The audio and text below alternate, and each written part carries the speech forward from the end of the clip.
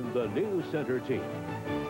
This is Newscenter 2, the late edition. Good evening. Residents who live in Allagash along the St. John River say the worst is not over tonight. Many say there's more ice and water to come. This after Governor McKernan declared a state of emergency. 2 bridges in the area have been washed away along with several houses. Miraculously, no one has been injured. Now here are the latest conditions. The flood warning remains in effect for the St. John River. It continues to have ice jamming problems. The ice jam at Dickey is still in place and has not moved, but water continues to flow underneath.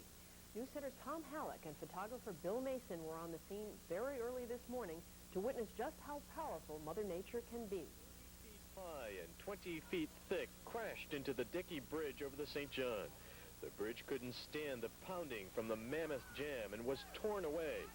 Louis Pelletier and Melford Hayford both caught it on home video.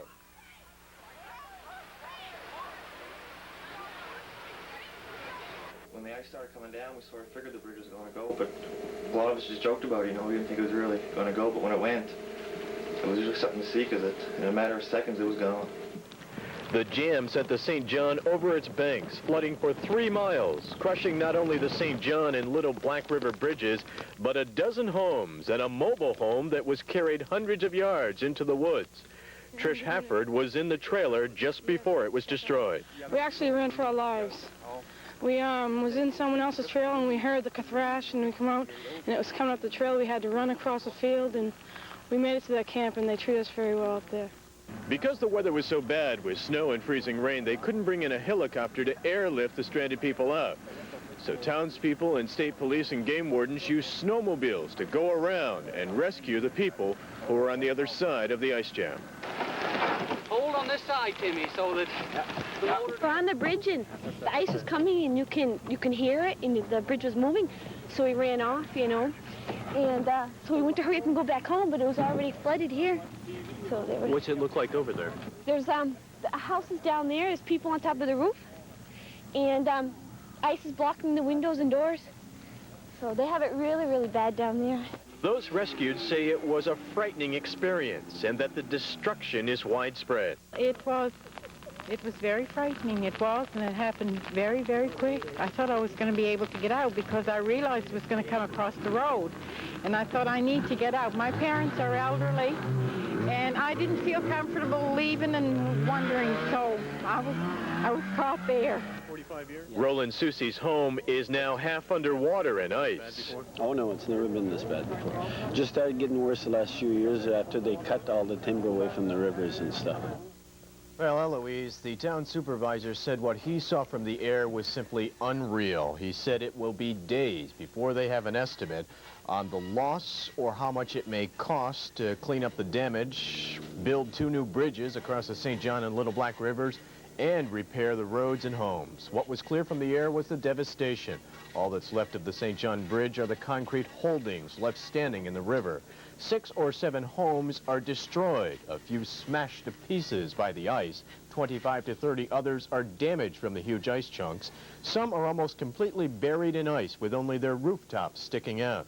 The National Guard and Department of Transportation started working on Route 161 and trying to clear a path. This section, though, has been torn away, and officials say it will have to be replaced. You can see some of the ice on the river is still 10, even 15 feet high in some spots. Even with the river dropping, town officials say it will be a few days before people can return to their homes. And that's hard on the families. Not only do they not really know what's happened to their homes, but they're not sure how much damage they'll find when they return.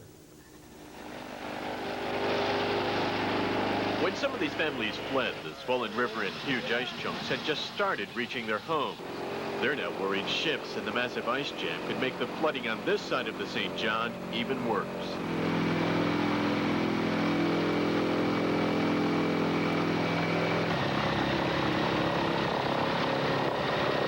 Of course, I worry about my home.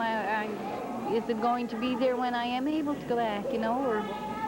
When we left, we had 3 feet of water in the basement. The floor was dry, but the river was coming around it everywhere on both sides. I was 7 years old when they built that house, and I'm 66 now, and I never saw that before. Worst I ever seen. So you don't know what your house they look like when you get back? I don't know at all, no. It's up higher than Leitha Kelly's or my son's, but still and all, you never know another jam coming down.